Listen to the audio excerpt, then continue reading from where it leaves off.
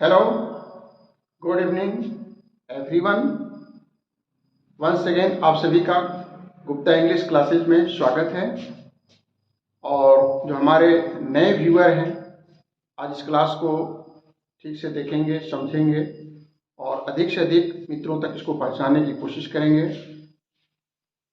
तो आज हम लोग एक बहुत ही महत्वपूर्ण टॉपिक उठाए हुए हैं और जिसका नाम है वन वर्ड सब्स्टिट्यूशन। ठीक है, और यह आपके वोकेब को इंक्रीज करेगा, आपकी कॉम्प्रिहेंशन को बढ़ाएगा और भी पूरे पैसेज को समझने में इस तरह के जो वर्ड्स होते हैं काफ़ी उपयोगी होते हैं। तो हमने कुछ जो प्रीवियस ईयर्स के जो क्वेश्चंस हैं उसको हम इसमें से उठाए हुए हैं और आपको आज बताने की कोशिश कर रहे हैं वन वर्ड सब्स्टिट्यूशन। ठीक है, और इसको हम लोग हिंदी में जानते हैं कि अनेक शब्दों के लिए एक शब्द। ठीक है, तो इसका मतलब हम लोग को समझना है और एक एक वर्ड जो है काफी महत्वपूर्ण है। इसको हम लोग को समझना है और अपने वोकैब को, अपने कॉम्प्रिहेंशन को रीच करना। ओके, तो सबसे पहला हमने जो वर्ड लिया है और वह है code of diplomatic etiquette and precedence. इसके लिए एक शब्द आपको देना है। ऑप्शन में 2 3 4 और रहते हैं, लेकिन उसमें जो सबसे सटीक है, जो उसका जो सही आंसर है, उसको आपको पहुंचना है, चुनना है। तो इसका मतलब होता है कोड ऑफ डिप्लोमेटिक एटिकेट। ऐसे हमारे कौशल, ऐसे एटिकेट जो कि हमारे संबंध को इंक्रीज करने में सहायक होते हैं, ऐसे एटिकेट को हम लोग प्रोटोकॉल कहते हैं। ठीक है, इसको क्या कहते हैं? प्रोटोकॉल कहते हैं। इसको ठीक से समझने की आवश्यकता है। कोड ऑफ डिप्लोमेटिक, कोड क्या मतलब क्या? संहिता, ए ग्रुप ऑफ रूल्स। डिप्लोमेटिक जो कूटनीतिक संबंध होते हैं उसको सुधारने के लिए कुछ प्रोटोकॉल का भी पालन किया जाता है। तो कोड ऑफ जो डिप्लोमेटिक एटिकेट है, इसके लिए हम एक वर्ड देंगे, इसका नाम है प्रोटोकॉल। ठीक है, इसको आप लोग याद कर लीजिए, बहुत ही महत्वपूर्ण वर्ड है प्रोटोकॉल। और कहीं भी हम लोग जाते हैं मीटिंग में, खास करके सरकारी काम के लिए या कहीं ऑफिस में, तो वहाँ कुछ प्रोटोकॉल्स होते हैं। प्रोटोकॉल्स मतलब क्या? रूल्स रेगुलेशन का एक कोड होता है, उसको सभी को पालन करना पड़ता है, तो उसी को हम लोग प्रोटोकॉल कहते हैं। ठीक है, number 2, to renounce a high position of authority. To renounce a high position of authority को हम लोग एक शब्द में क्या कहेंगे? ठीक है, to renounce a high position of authority, इसके एक शब्द है एब्डिकेट। एब्डिकेट क्या होता है, इसे हम लोग समझे। एब्डिकेट का मतलब होता है to give up the position. कोई हाई ऑफिस में है, कहीं किसी बड़े पद पर है, तो उस पद को त्याग देना, उसके पावर को छोड़ देना, इसको हम लोग कहते हैं abdicate. To give up the position, to give up the position को हम लोग क्या कहते हैं? Abdicate, abdicate. ओके, तो इसको हम लोग समझ लिया। रिनाउंस और हाई पोजीशन, किसी हाई पोजीशन को कोई व्यक्ति है, ऑथोरिटी है, पावर है, सत्ता है, और वह उसके पद को छोड़ देता है, डिनाउंस हो जाता है, तो उसको हम लोग कहते हैं एब्डिकेट।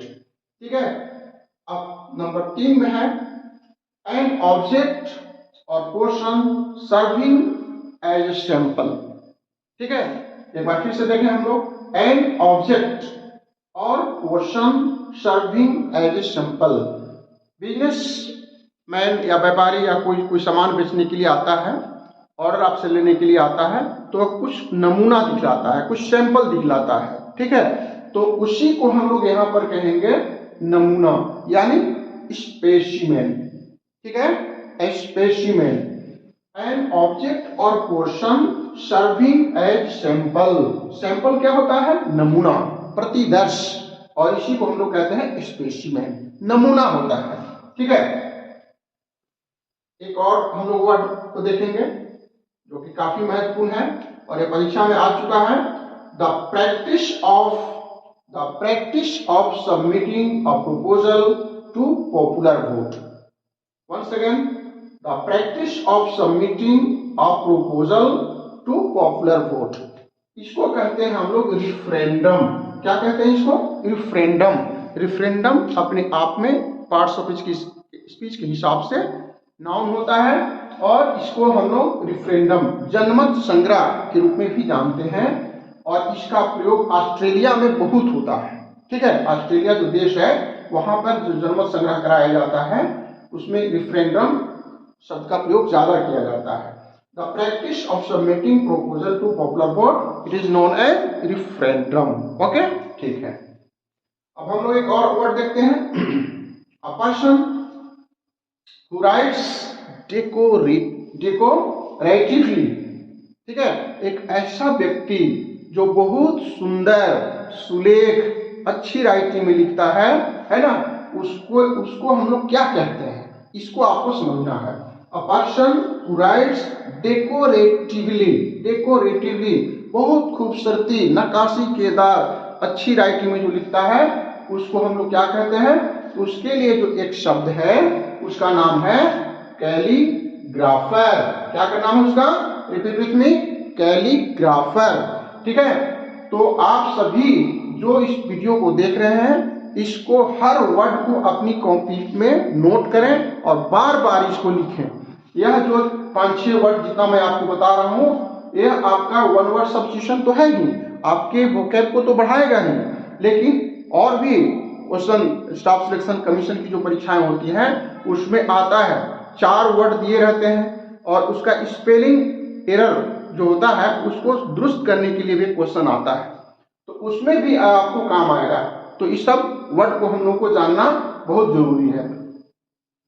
तो अभी हमने देखा पर्सन हु राइट्स डेकोरेटिवली बहुत सुंदर तरीके से जो लिखता है ना, उसको हम लोग कैलीग्राफर कहते हैं।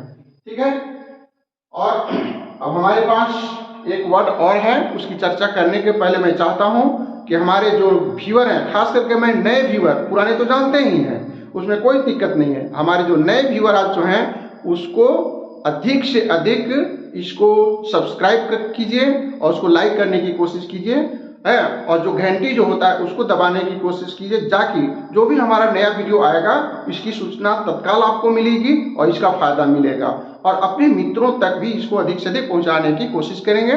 बस इससे हमारा संबल हौसला जो है काफी बढ़ेगा और एक से अधिक अच्छे से अच्छा मैं वीडियो आपको देने की कोशिश करूंगा।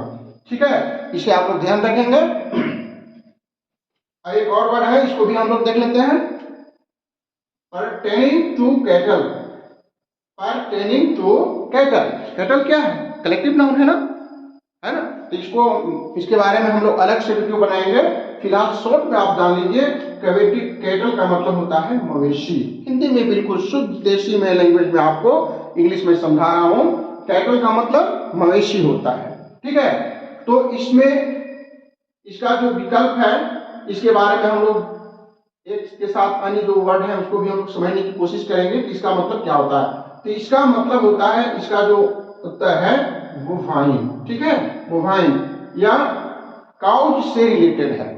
बोवाइन जो इसका वर्ड है वह काउज से रिलेटेड है, कैटल से, मवेशी से। और कुछ वर्ड और हम लोग देखते हैं जो कि आपके काम का है, वह है कैनाइन। ठीक है, कैनाइन जो है वह एडजेक्टिव वर्ड है और यह डॉग कुत्ते से संबंध रखता है, कुत्ते से संबंध रखने वाले जो शब्द हैं उसको हम लोग कैनाइन कहते हैं। इसको भी याद कर लीजिए, bovine related to cows, canine related to dogs. Okay, अब चलिए फेलाइन है। फेलाइन का मतलब यह कैट से रिलेटेड है, उसकी जो पूरी प्रजाति है वह कैट से रिलेटेड है, बिल्ली से रिलेटेड है। इसके लिए हमने एक वर्ड का इस्तेमाल किया है फेलाइन। ओके, चलिए एक और वर्ड हम लोग देखते हैं, वर्मिनस। वर्मिन मुख्य जो वर्ड है वह वर्मिन है। वर्मिन का मतलब इंसेक्ट्स होता है, पेस्ट होता है, छोटे कीड़े मकोड़े जो होते हैं उसको हम लोग वर्मिन कहते हैं। तो वर्मिनस जो होता है वह इंसेक्ट्स, वर्मिन और पेस्ट से रिलेटेड होता है।